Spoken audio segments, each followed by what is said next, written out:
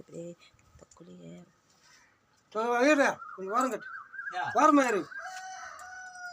அதிகபட்சம் இப்படி தான் பள்ளம் தோண்டி அந்த ரவுண்டாக அங்கே பாருங்க இருக்குது பார்த்தீங்களா, இதை தான் அந்த கிணற நோண்டி அந்த அது பேர் உரன்னு சொல்லுவாங்க. அந்த உரையை ஒன்று ஒன்றா இறக்குவாங்க.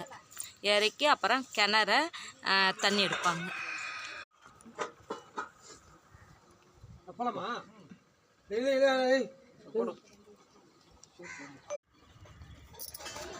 பாருங்க அந்த பள்ளம் தோண்டினாங்கல்ல, கிணறு தோண்டுறாங்கன்னு, இங்கே பாருங்கள் கிணறு தோண்டிட்டாங்க.